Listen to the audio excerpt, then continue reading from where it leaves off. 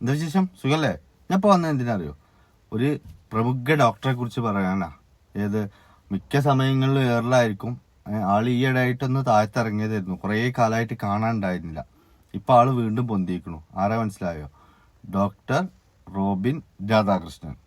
മനസ്സിലായില്ലേ? ഇനിയൊന്നും ഞാൻ പറയണ്ടല്ലോ. എന്താണ് വിഷയം എന്ന് ഏറെക്കുറെയൊക്കെ നിങ്ങൾക്ക് മനസ്സിലായിട്ടുണ്ടാവും. എന്നാലും എന്തെങ്കിലുമൊക്കെ ഒന്ന് പറയേണ്ടതിനെ കുറിച്ചിട്ട് അതുകൊണ്ട് പറയാണ്.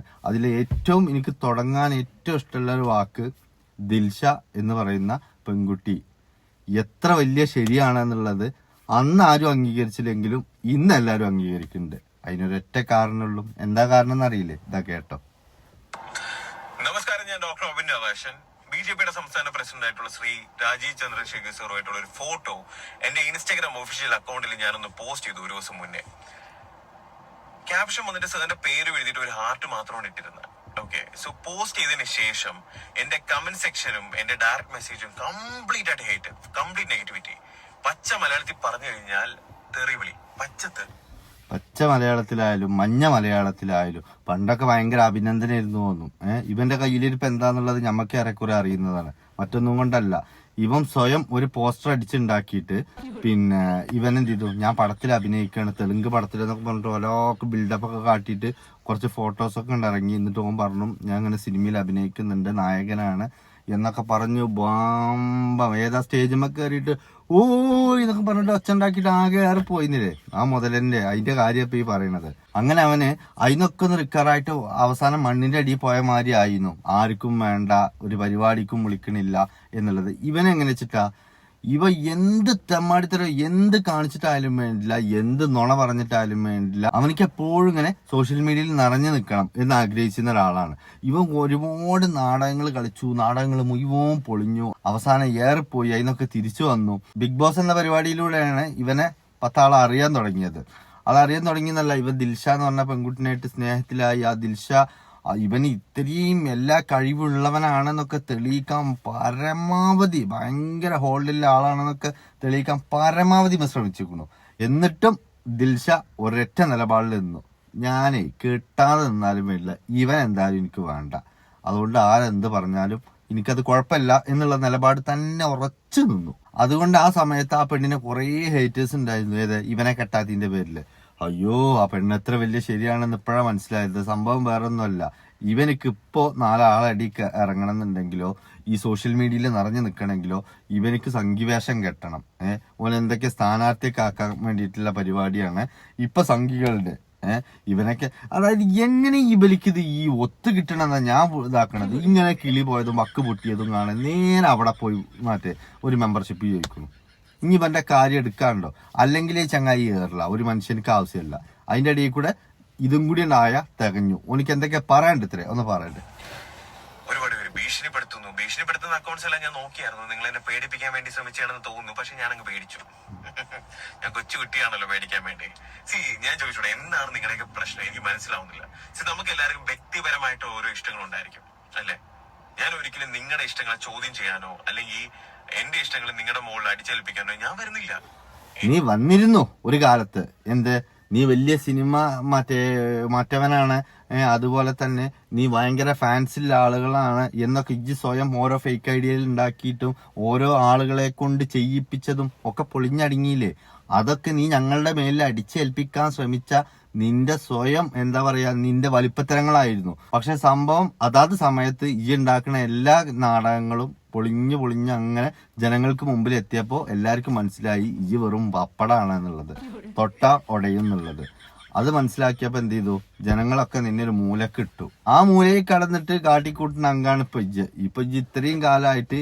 നീ ഇത്രയും കാലത്തെ പ്ലാനിന് ശേഷമാണ് ഇനി നിനക്ക് എന്ത് എന്നുള്ളതിന്റെ ചോദ്യത്തില് വ്യക്തമായ നിനക്കറിയാം ഏറെ പോകേണ്ട ഒറ്റ കാര്യമുള്ളൂ, അത് BJPക്ക് പോവുക എന്നുള്ളത്. BJP പോയിച്ചിട്ട് കേരളം ഒന്നായി പിടിച്ചെടുക്കും എന്നുള്ളത് നിനക്കെന്നല്ല, ഇവിടെ ആർക്കും ഒരു പേടിയില്ല, അങ്ങനെ ഒരു വിശ്വാസമല്ല. നീ എന്താണെന്നുള്ളത് അറിയുന്നവർക്ക് നല്ല പോലെ അറിയാം. അതുകൊണ്ട് BJPയിലല്ല, ഏത് പാർട്ടി പോയിട്ടും ഒരു കാര്യമല്ല. പിന്നെ BJPയിലായതുകൊണ്ട് നിന്റെ സ്വഭാവത്തിന് അത് ബെറ്റർ ആണെന്നുള്ളതേ ഉള്ളൂ. എന്റെ ഇഷ്ടങ്ങൾ എന്റെ വ്യക്തിപരമായിട്ടുള്ള ഇഷ്ടമാണ്. എന്റെ കാഴ്ചപ്പാടുകളും എന്റെ നിലപാടും അതെല്ലാം എന്റെ വ്യക്തിപരമായിട്ടുള്ള കാര്യമാണ്. ഞാൻ ആരെ ഇഷ്ടപ്പെടണം, ആരെ സപ്പോർട്ട് ചെയ്യണം, ഇതെല്ലാം എന്റെ വ്യക്തിപരമായിട്ടുള്ള കാര്യമാണ് അല്ലേ? ഒരുപാട് പേര് പറയുന്നുണ്ടായിരുന്നു റോബിൻ സംഘിയാണ്, ചാണകമാണ്, ചാണകത്തി ചവിട്ടി, ഇതിന്റെയൊക്കെ ആവശ്യം ഉണ്ടായിരുന്നു. അതെന്റെ വ്യക്തിപരമായിട്ടുള്ള ഇഷ്ടമല്ലേ, ഞാൻ ആരാ ഇഷ്ടപ്പെടണമെന്ന്. ഈ സെക്കൻഡിൽ ഞാൻ പറയും, എനിക്ക് BJP എന്ന് പറഞ്ഞൊരു പാർട്ടിയില് അംഗത്വം പോലും ഇല്ല. പക്ഷെ ഞാൻ ഇപ്പൊ പറയുന്നു, എനിക്ക് BJP എന്ന് പറഞ്ഞൊരു പാർട്ടി എനിക്ക് ഇഷ്ടമാണ്. എനിക്ക് ശ്രീ നരേന്ദ്രമോദി സാറിനെ ഇഷ്ടമാണ്. കാരണം പുള്ളിക്കാരൻ one of the powerful person in the world ആണ്, ഒരു പവർഫുൾ ഹ്യൂമൻ ബീയിങ് ആണ്. എനിക്ക് പുള്ളിക്കാരൻ ഭയങ്കര ഇഷ്ടമാണ്, ഭയങ്കര ഇൻസ്പിറേഷൻ ആണ് പുള്ളിക്കാരൻ. അത് കാരണം എനിക്ക് BJP പാർട്ടിയും ഇഷ്ടമാണ്. എന്തെങ്കിലും പ്രശ്നമുണ്ടോ? ഞാൻ ചോദിക്കാം, എന്തെങ്കിലും പ്രശ്നമുണ്ടോ? ഞങ്ങൾക്ക് ആർക്കും ഒരു പ്രശ്നമില്ല. നാളെ എനക്ക് പ്രശ്നം ഉണ്ടാറിട്ട് വരാതിരുന്നാ മതി, മനസ്സിലായോ?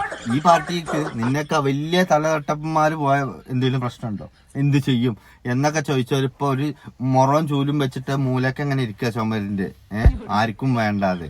അത്ര തന്നെ ഉള്ളൂ ഇജ്ജ് ആകുക. അല്ലാതെ ഇജ്ജ് കയറി പ്രധാനമന്ത്രി ആയിട്ട് ഇപ്പൊ ഇന്ത്യ ഭരിക്കും എന്നുള്ള പേടിയുണ്ടൊന്നും ഇവിടെ ആരും ഇരിക്കണില്ല. ഓന്തോടിയ വേലി വരെ, അത്രേ ഉള്ളൂ. അപ്പോ അധികം ഇജ്ജ് തുള്ളൊന്നും വേണ്ട. ഇതിനൊക്കെ ലിമിറ്റ് ഉണ്ട്. അന്നെ പട്ടിയുടെ വിലയും കൂടി ഇല്ലാത്ത ഇതിലേറെ താന്നൊരു സമയം എനിക്ക് വരാണ്ട്. അതിനൊരൊറ്റ കാരണമേ ഉണ്ടാകുള്ളൂ, ഇജൊരു സംഖ്യയായി എന്നുള്ള ഇതിനേക്കാരം. എന്തായാലും നമുക്ക് ബാക്കി കേൾക്കാം. ഞാൻ അഭിമാനത്തോടെ ഞാൻ പറയും, ഞാനൊരു സംഖ്യയാണ്. എന്താ പ്രശ്നം? എന്തെങ്കിലും പ്രശ്നമുണ്ടോ? ഒരു പ്രശ്നമില്ല. ഞാൻ ഒരിക്കലും നിങ്ങളുടെ ഇഷ്ടങ്ങളെ ചോദ്യം ചെയ്യാൻ വരുന്നില്ല, അല്ലേ? നമ്മൾ ആരും പെർഫെക്റ്റ് ആയിട്ടുള്ള ആൾക്കാരല്ല. നിങ്ങളുടെ പാർട്ടിയിലുള്ള ആൾക്കാർ, ഇടതുപക്ഷമാണെങ്കിലും വലതുപക്ഷമാണെങ്കിലും, നിങ്ങൾ ചെയ്യുന്ന എല്ലാ കാര്യങ്ങളും ശരിയാണോ? നിങ്ങൾ ഈ പറഞ്ഞ കണക്ക് അഴിമതിയും കറപ്ഷനും കാര്യങ്ങളൊന്നും ചെയ്യുന്നില്ല. നിങ്ങളുടെ പ്രവർത്തകരും ലീഡേഴ്സും എല്ലാരും ചെയ്യുന്ന കാര്യങ്ങളെല്ലാം ശരിയാണോ? ആരും പെർഫെക്റ്റ് അല്ല ബ്രോ.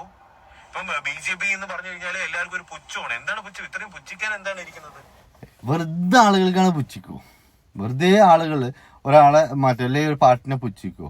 അതിന്റെ ഒരു സ്റ്റാൻഡേർഡും അതിന്റെ ഒരു ക്വാളിറ്റി ഇന്നത്തെ കേരളം എന്ന് പറഞ്ഞാൽ ഒരുപാട് മാറിയിരിക്കണു. വിദ്യാഭ്യാസത്തിലൊക്കെ കുറച്ചൊക്കെ മുൻപന്തിയിൽ നിൽക്കുന്നതാ.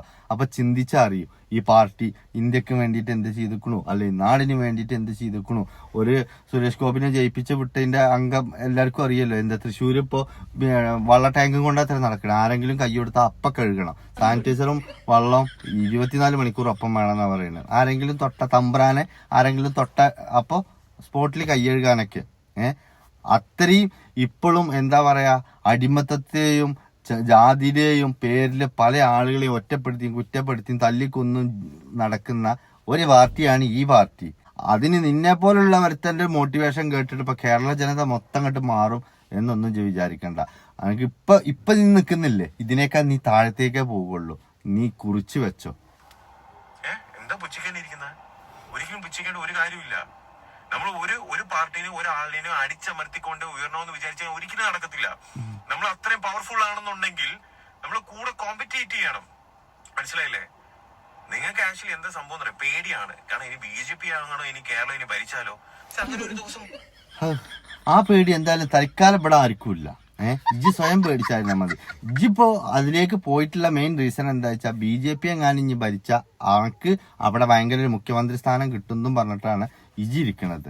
അന്നൊന്നും ഒരു വാർഡ് മെമ്പർ പോലും ആക്കൂല. ഇജ്ജ് കുറിച്ച് വെച്ചോ, ഇജ്ജ് കണ്ടോ, ഇജ്ജ് അവിടെ പോയിട്ട് ആ മൈക്കിൽ കൂടെ തൊള്ളടൽ മാത്രമേ എനിക്ക് ഉണ്ടാവുള്ളൂ.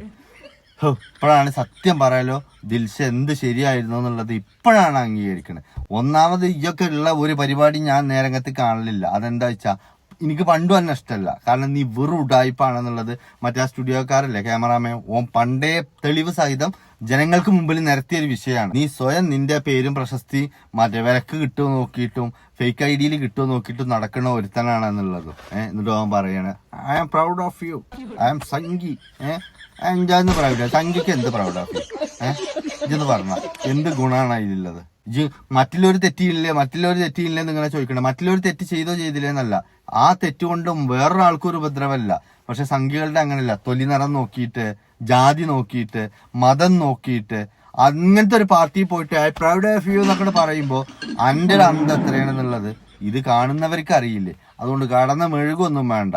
ഇത് ഏതായാലും നാറി ഇനി അങ്ങനെ അങ്ങോട്ട് പീത്ത് നടക്ക് കേട്ടോ. നമുക്ക് കാണാം ഇജ് എത്ര വാർഡിൽ ജയിക്കും, ഇജ് കേരളത്തിന്റെ എത്രാമത്തെ പ്രധാനമന്ത്രിയാകും, മുഖ്യമന്ത്രിയാകും എന്നൊക്കെ നമുക്ക് വഴുകാതെ കാണാം. അനക്ക് ഏറി പോകാൻ തന്നെ യോഗമുള്ളൂ തെങ്ങായി, വേറെ ഒന്നിനും അനക്ക് യോഗമല്ല. കണ്ടറിയാം കോശി, ഇനി നീ കണ്ടറിയും. ഓക്കെ, അപ്പോ ബൈ.